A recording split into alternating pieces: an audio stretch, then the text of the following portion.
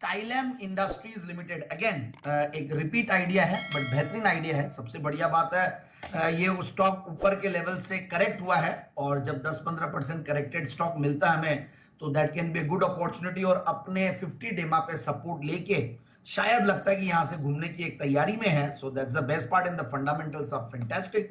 तो पहले तो मैं एक बार टारगेट दे दूं 1990, मतलब 2000 के ऊपर ही जाएगा वैसे तो, बट फिर मैंने 1960 से लेकर 1990 का टारगेट दिया है और बहुत ही अच्छी क्वालिटी की कंपनी है। It's a beautiful company. अगर आप फंडामेंटल्स को देखें और बैकग्राउंड देखें तो नाम भी पहले इसका गोल्डन था और कंपनी भी गोल्ड क्वालिटी गोल्ड स्टैंडर्ड की कंपनी बोलूंगा मैं फंडामेंटल्स को देखते हुए। तो 1991 से कंपनी कार्यरत है, एक प्राइवेट लिमिटेड कंपनी के तौर पे आई थी। 95 से लिस्टेड हुई है और एक्सपोर्ट हाउस और ये सारी चीजें और प्लस इनके कुछ कुछ ब्रांड्स है और कुछ फर्स्ट भी है कंपनी के पास। सबसे बढ़िया बात है इनकी जो एक लैमिनेट्स की ये सबसे बड़ी one of the biggest brands है इन द कंट्री और सिंगल लैमिनेट प्रोड्यूसिंग ग्रुप है, मतलब ये सब लार्जेस्ट लैमिनेट प्रोड्यूसिंग ग्रुप है और एक पर्टिकुलर प्लांट है जो कि एशिया का largest single location laminate production plant है।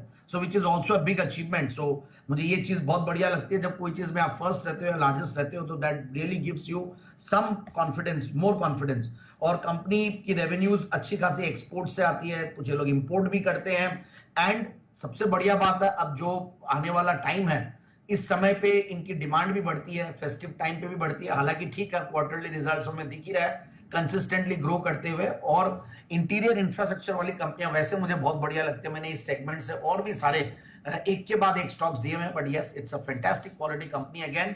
और इसने पहले एक बार एसोसिएट स्पॉन्सर भी रहे हैं कि एक्सआईपी के, इनफैक्ट ब्रांड बिल्डिंग के लिए भी काफी कोशिश करते हैं और मैं इनका प्रेस कॉन्फ्रेंस के कॉन कॉल के नोट्स भी देख रहा था। इबिटा मार्जिन्स कंपनी के बहुत बढ़िया और कंपनी अभी और थोड़ा नॉर्थ और साउथ अमेरिका की तरफ ग्रोथ एक्सपोर्ट्स में एक्सपेक्ट कर रही है। डोमेस्टिक मार्केट में भी अपनी पेट को और बढ़ाने के लिए काफी सारे और प्लान्स किए, कुछ कैपेक्स भी इन्होंने किया हुआ है 125-150 करोड़ का। ये सारी चीजें तो आगे ग्रोथ तो बरकरार रहेगी। अब मैं 28 के पी मल्टीपल पे मुझे ये स्टॉक सस्ता लगता है क्योंकि कंपनी की पिछले 3 साल की प्रॉफिट की कैगर रही है 50%, सेल्स की कैगर रही है 27%, रिटर्न ऑन कैपिटल एम्प्लॉयड है 31-32%, रिटर्न ऑन इक्विटी है 26% और zero debt, negligible debt company. Again जो पियोत्रोस्की स्कोर में देखता हूं हमेशा तो यहाँ पे 8 का आ रहा है which is very good. And again operating profit margins one of the highest, June quarter में इनफैक्ट हाईएस्ट तो प्रॉफिट्स आए हैं, हाईएस्ट ऑपरेटिंग प्रॉफिट मार्जिन है 19% का, मतलब पहले ये 15% और ये सब में था।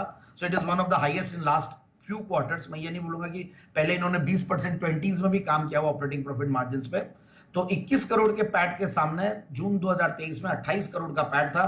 टीटीएम बेसिस पे 100 करोड़ के ऊपर कंपनी पहली बार पहुंची है, तो हाईएस्ट एवर टीटीएम बेसिस पे प्रॉफिट्स है। एक छोटी इक्विटी वाली कंपनी है तो कई बार लोग बोलते हैं कि बड़े भाव का स्टॉक क्यों देते हो, ये भाव इसलिए बड़े हैं क्योंकि इक्विटी छोटी है और 5 रुपए का फेस वैल्यू है वैसे, और प्रमोटर्स की शेयर होल्डिंग के अलावा स्ट्रॉन्ग एफआईआईज ने बढ़ाया। इस बार पिछले क्वार्टर में इन्होंने बढ़ाया मार्च से लेकर जून तक और डीआईआईज ने भी बढ़ाया, तो 16-17% डीआईआईज के पास है और पब्लिक शेयर होल्डिंग में कुछ रिनाउंड नेम्स इनफैक्ट दिखते हैं जिसकी वजह से और भी कॉन्फिडेंस आता है। सो आई फील ये स्टॉक दिखने में थोड़ा अलग लगता है और सुनने में और प्लस वॉल्यूम बहुत कम होते हैं क्योंकि भाव बढ़ा है, बट ओवरऑल आई फील कि स्टॉक को लॉन्ग टर्म के लिए लिया जा सकता है। Strong pedigree, strong brand, promoters background strong and strong fundamentals, तो 1990 के टारगेट के लिए स्टॉक को